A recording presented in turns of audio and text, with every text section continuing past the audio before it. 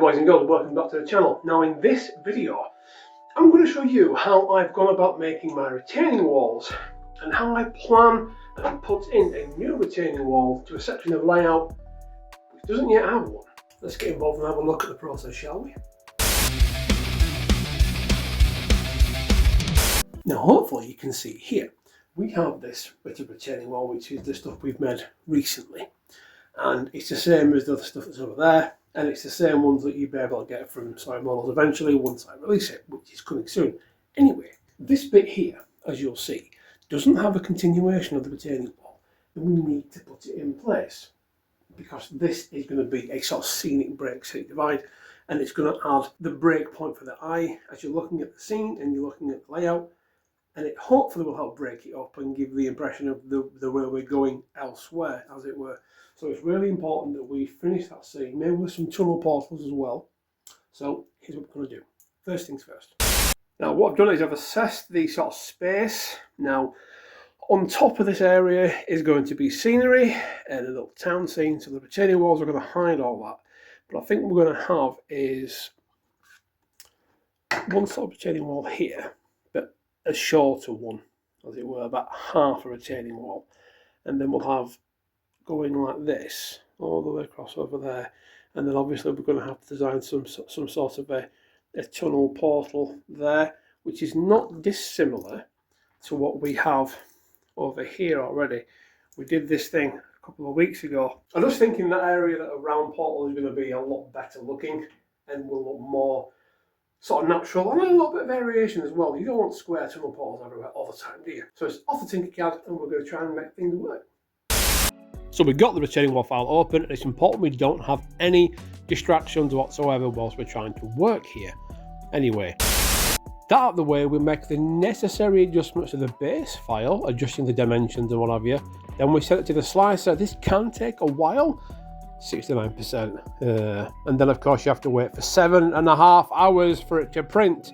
So while the printer's doing its thing warming up, it's time to sort out a way that we can monitor the print in case it makes any issues and we have to stop it. So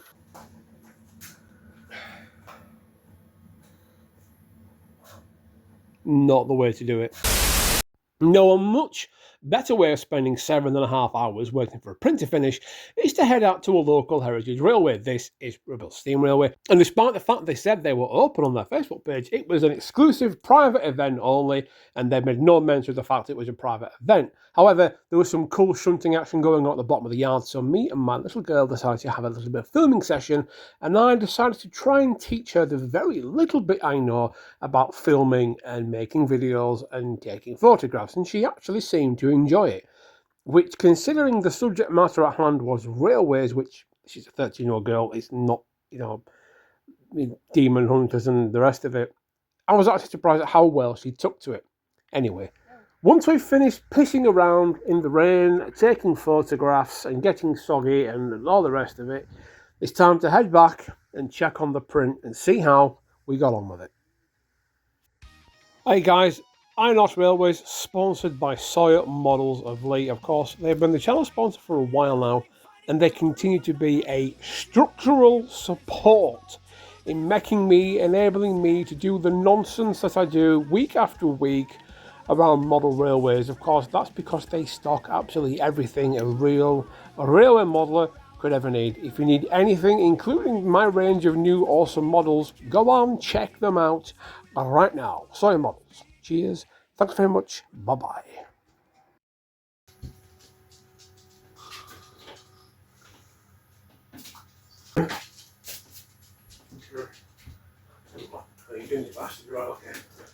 Right then, so it said 7 hours 40 minutes. This took 8 hours. It's like 20 past 8 at night, but it's come out really well.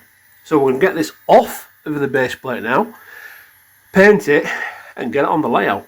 Cool. Nice. And with that, it was up to the wacky workbench to do some weathering and painting in the similar style we've been doing recently with the rest of the retaining walls, and then it was time to fit it into place onto the layout. But before we do that, we have a dry fit, and we do a little bit of cleaning of the area, moving a bit of sort of like ballast and detritus and shite out of the way. Then we blather it with PVA glue, and we do that because we're going to put some of the old DAS modelling clay down. And what the DAS modelling clay does is two things. One, it kind of holds the wall in place a little bit, but it also lets us like mould the ground around it, and it lets us build it up to the right level and height as the rest of the terrain, if you will. Plus we can weather it, it looks nice and cool afterwards. So yeah, DAS modelling clay, very versatile modelling medium, and great for building up the old groundwork there. One of my essential tips that you can take my tip to the bank anyway. Once you've messed about with your clay and you're kind of happy with it, you need to stick your retaining walls into the clay just about maybe 2-3 mil, and give them a good old wiggle so they make a nice little like imprint there, if you will. And then once you've finished doing that, you can put some proper glue on the bottom sides of them and then leave them to dry, and then they will look good. And that.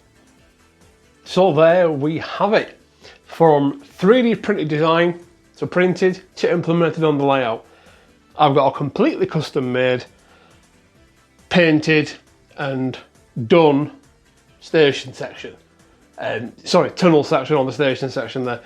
And I think it looks really fantastic. I've weathered it in the same way that I weathered the other retaining wall, so it all blends in nicely with a little bit of variation. And there's also some smoke staining on the arches there, because when the occasional steam does go through, it's going to go build up and get all mucky on the top there.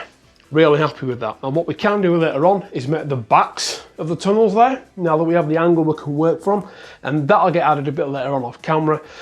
But it'll follow the exact same sort of principle as the other tunnel did over there. Do we need to make a roof for the arches? Possibly. I'll have a look at that. I'm pretty sure I can do it. We'll have to see. Getting the angle of the tunnel just right needs to be a paramount concern. So yeah, if you've enjoyed this little random video, folks, of me making another retaining wall for the Muller Railway here at the Iron Horse Railway Tyres, then let me know. Because it's quite time consuming. That took almost 8 hours. And that's not including the design time and everything else built on top of it and the editing. So yeah, there's a lot goes into this sort of stuff. So please do drop a comment, leave a like, share, and subscribe to the channel. It costs you nothing. And if you want some of the retaining walls, keep your eyes on the Sawyer Models website. The retaining walls will be available there soon. Sawyer Models, really appreciate them. They are the sponsor of the channel and the lifeblood of my hobbying prowess, shall we say. Right, go on, off you go. I'll see you later on. Take care, bye-bye.